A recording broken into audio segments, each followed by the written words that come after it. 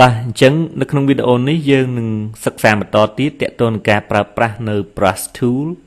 ហើយនៅវីដេអូមុនខ្ញុំបានបង្ហាញរួចហើយទាក់ទងនឹងការប្រើប្រាស់នៅ option នៃ brush tool របស់យើងដែលមានប្រមាណ category នេះបាទ 3-4 ក្រុមណាគឺយើងបានប្រើហើយអាហ្នឹងគឺ built in នៅក្នុងកម្មវិធី Adobe Photoshop របស់យើងហ្នឹង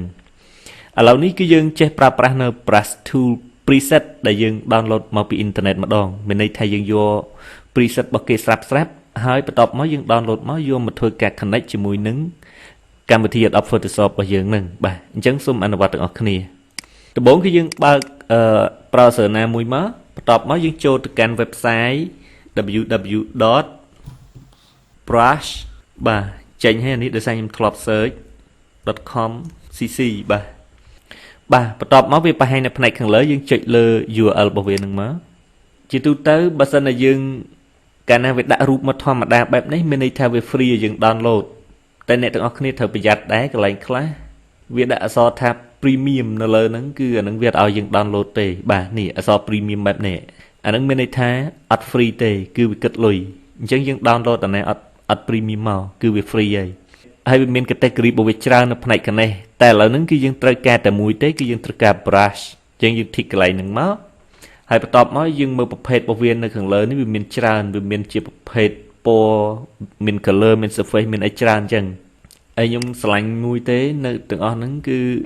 ខ្ញុំមិនបានឆែកទាំងអស់ហ្នឹងមើលទេបើអ្នកទាំងអស់គ្នាចង់បានទាំងអស់ហ្នឹងគឺមកឆែកខ្លួនឯងមកបាទអញ្ចឹងខ្ញុំលើកឧទាហរណ៍តែមួយទេដើម្បីយកទៅបង្ហាញអ្នកទាំងអស់គ្នាគឺខ្ញុំបង្ហាញអំពី splash ដោយសារតែ splash ហ្នឹងគឺយើងអាចបង្កើតជា background ស្អាតមែនទែនបាទវាមាន style របស់វាបែបនេះយើងអាចធ្វើជា background ស្អាតមែនទែនបាទនេះអញ្ចឹងខ្ញុំ download តែមួយទេខ្ញុំអត់ download ច្រើនទេបាទនេះខ្ញុំ download តែនេះមួយចុះ click លើវាមកបាទបន្ទាប់មកគឺវានឹងបង្ហាញប៊ូតុង free download នៅកន្លែងនេះយើងចុចលើវាមកបាទវាកំពុងតែដំណើរការយើង download ហើយយើងកំណត់ទីតាំងដាក់file របស់យើងនឹងមកយើង download មកគឺជា file RAR បាទខ្ញុំដាក់នៅលើdesktop បាទ save បន្ទាប់មកយើងចុចលើ start download នេះមកហើយ close មកយើងបិទវាទៅបាទអាហ្នឹងរួចរាល់ហើយយើង download រួចហើយបាទនៅពេលដែលយើង download រួចហើយគឺយើងបាន file zip file RAR នៅកន្លែងនេះអញ្ចឹងយើងពលាវាមកដែល right click លើវាយកពាក្យថា extract here បាទហើយនេះយើងអស់ទូនាទីអាចលុបវាចោលបានបាទបន្ទាប់ពីយើងពលាហើយយើងបើកវាមកគឺយើងមាន file ចំនួន2អានេះគ្រាន់តែជា file preview តែប៉ុណ្ណោះគ្រាន់តែបញ្ជាក់ថាប្រាស់របស់យើងនឹងវាមានរូបរាងម៉េចបាទគឺដូចអ្វីដែលយើងបានមើលឃើញនៅលើ website ដូចគ្នាមិនបាច់បើកវាក៏បានដែរហើយអានេះគឺជា file ដែលយើងយកទៅប្រើប្រាស់នៅលើ Adobe Photoshop ហ្នឹងអញ្ចឹងយើង copy លើវាមកបាទខ្ញុំចុច Ctrl C copy មកបន្ទាប់មកខ្ញុំចូលទៅកាន់ Drive C ចូលទៅកាន់ Program File ចូលទៅក្នុង Adobe បាទយើងបើក folder របស់ Adobe Photoshop 2021 មកហើយបន្ទាប់មកយើងចូលទៅកាន់ folder មួយដែលមានឈ្មោះថា preset បាទនៅពេលដែលយើងចុចលើ preset ហើយយើងចូលទៅកាន់ folder មួយឈ្មោះថា brushes យើង paste វាមកវិញមកបាទយើងចុច Ctrl V មកបន្ទាប់មកចុចលើប៊ូតុង continue បាទយើងនឹងបាន3ហ្នឹងអានេះជារបស់ system ស្រាប់ហើយមិញយើងដាក់មកមិញគឺឈ្មោះវា DD splatter នេះបាទឈ្មោះរបស់វាគឺអាហ្នឹងអានេះគឺវាមាននៅក្នុង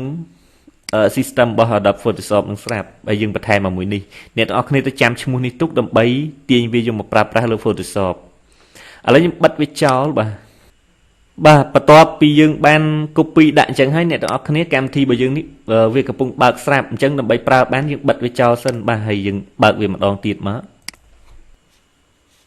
បាទបន្ទាប់មកយើងបង្កើតផ្ទាំងការងារថ្មីមួយមកបាទខ្ញុំចុច Ctrl N ហើយទំហំយកដដែលនេះមកហើយចុចលើប៊ូតុង create បាទបន្ទាប់មកយើងទៅ add preset brush preset របស់យើងនឹងមកបាទគឺយើងចុចទៅលើ brush tool ហើយនៅត្រង់នេះ original របស់វាគឺមាន brush ចំនួន4 category ហ្នឹងអញ្ចឹងដើម្បី add បញ្ចូលគឺយើងចុចទៅលើ setting នៅផ្នែកខាងលើនេះហើយ brush tool ដែលយើងទៅ download ដាក់នៅក្នុង folder គឺវានឹងបង្ហាញនៅផ្នែកខាងក្រោមនេះហើយអាពីរនេះបាទឥឡូវហើយនៅក្រោមនេះគឺជារបស់ system ដែលមានស្រាប់អញ្ចឹងហើយយើង click កន្លែង DD splatter brushes ហ្នឹងមក បន្ទាប់មកយើងចុចលើប៊ូតុង OK នោះវានឹងបង្ហាញនៅផ្នែកខាងក្រោមនេះបាទ DD Splatter Brush យើងធីកសញ្ញាព្រួញផ្នែកឆ្វេងនេះមកហើយយើងរំកិលមកក្រោមអញ្ចឹងអ្វីដែលយើងបាន download ដាក់ហ្នឹងគឺវាមាន6 splatter ហ្នឹងបាទយើង click វាលើវាមួយមកដើម្បីធ្វើជាឧទាហរណ៍មកអនុវត្តនៅលើផ្ទាំងការងាររបស់យើងខ្ញុំ click យកអាទី1នេះបន្ទាប់មកខ្ញុំចុចទៅលើ layer នេះមកដើម្បីបង្កើតផ្ទាំង layer មួយបាទនៅពេលយើងបង្កើតផ្ទាំង layer ហើយទំហំរបស់ brush របស់យើងហ្នឹងគឺវាធំណាស់អញ្ចឹងយើងចុចគ្នាបើកមួយមកដើម្បីព្រមវាហើយពណ៌នេះយើងដាក់ពណ៌អីដាក់ទៅបាទខ្ញុំដាក់ពណ៌ប្រផេះចេះចុះបាទខ្ញុំ click ខ្ញុំ click 3ចឹងចុះបាទបន្ទាប់មកខ្ញុំដូរ brush នេះខ្ញុំយក brush ទី2មកតើរូបរាងវាយ៉ាងម៉េចបាទរូបរាងវាអញ្ចេះហើយខ្ញុំបង្កើតផ្ទាំង layer វាមួយទៀតមក layer 2បាទហើយខ្ញុំដូរពណ៌នេះចេញហើយខ្ញុំព្រមទំហំវាតូចចុចគ្នាបើកមកបាទខ្ញុំ click ទៅកាន់ទីតាំងណាមួយដែលខ្ញុំពេញចិត្តចឹងមកបាទបន្ទាប់មកខ្ញុំបដូរ brush មួយទៀតមកបាទខ្ញុំយកមួយនេះហើយខ្ញុំបង្កើត layer វាមួយទៀត layer 3បាទខ្ញុំព្រមទំហំវាចុចគ្នាបើកមកឲ្យតូចបាទខ្ញុំបដូរពណ៌វាបាទខ្ញុំ click វាមកបាទបន្ទាប់មកខ្ញុំយក brush មួយទៀតមកអានេះយើងតេស្តឲ្យគ្រប់ចឹងដើម្បីឲ្យដឹងថាទ្រង់ទ្រាយហើយនៅរូបរាងរបស់វានឹងវាយ៉ាងម៉េចបាទលើកក្រោយយើងមើលតែអាណាស្អាតយើងយកអាហ្នឹងមក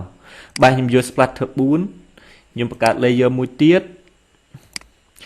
ជាទូទៅយើងគូតែដាក់ layer វាមួយទៅដើម្បីបង្ការនៅពេលដែលយើងគូទៅវាខូចឬក៏វាអត់ស្អាតអីយើងអាចលុបវាចោលបានបាទអញ្ចឹងវាផ្ដល់ភាពងាយស្រួលខ្ញុំព្រមវាបន្តិចមកគ្នាបើកហើយបដូរពណ៌វាចេញខ្ញុំដាក់ពណ៌អីតិចទៀតមក